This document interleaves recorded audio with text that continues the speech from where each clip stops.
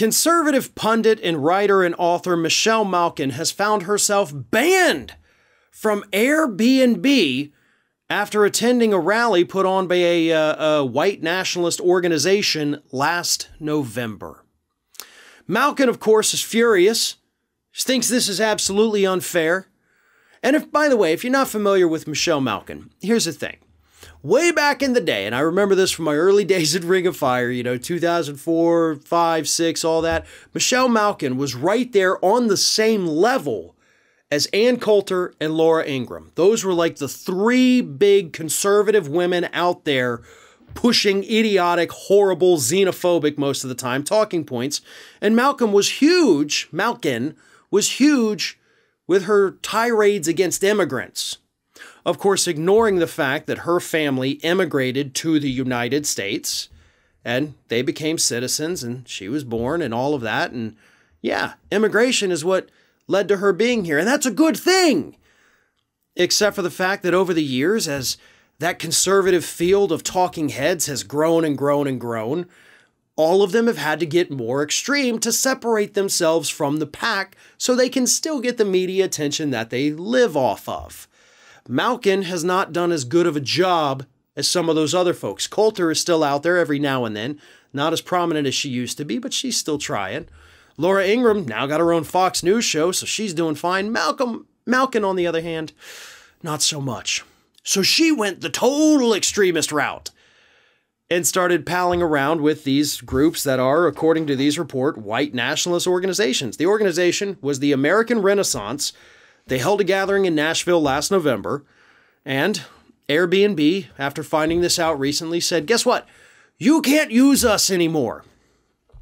Consistent with our policies, if we become aware of users who are members of or are actively affiliated with hate groups, we remove them from Airbnb. That's what a company spokesperson told the Daily Beast. But here's how Malkin responded.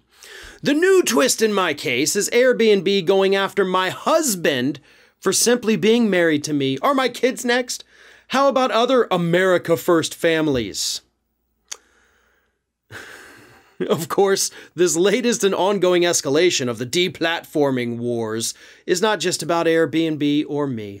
It's about curtailing underlying power of SPLC and ADL to oppress their most effective political opponents and sabotage every aspect of our professional and personal lives. If you getting kicked off of Airbnb, because by the way, the reason they also kicked her husband off is because a lot of times she would actually use her husband's account to make the reservations. So no, they're not coming after your whole family. They're using the accounts that you use. But if your personal and professional life is ruined because you're getting kicked off of Airbnb, maybe that's not the best business model, right? Maybe you need to rethink what you're doing with your life to where you can't even function without being able to book reservations on Airbnb. I mean, have you been kicked off Expedia too? Do you not have Hilton Honors, Marriott Rewards? Could you not use Vrbo? I mean, really, there's all kinds of different apps, different services, different websites that you can use to book accommodations, right? Getting kicked off of Airbnb is not the end of the world, but I'm glad they did it because this is what needs to happen. You are absolutely free to go pal around with any hate group you want here in the United States. Absolutely. You can hang out with them, you can chit-chat, you can take them to dinner. But that does not entitle you to be able to use these platforms. These are private businesses. And by the way, Malkin, thanks to the party that you love so much, the Republicans, they're allowed to kick off anybody they want. For whatever reason. Or for no reason.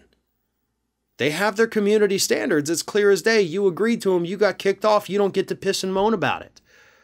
But that's what you're doing because that's all that conservatives today know how to do. Hey, everyone. This is Aspen. And did you know that for the low cost of $0 per day, you can subscribe to the Fair and Balanced YouTube channel? We also encourage you to like, comment, and share. But again, click that subscribe button and help Aspen not be so grumpy.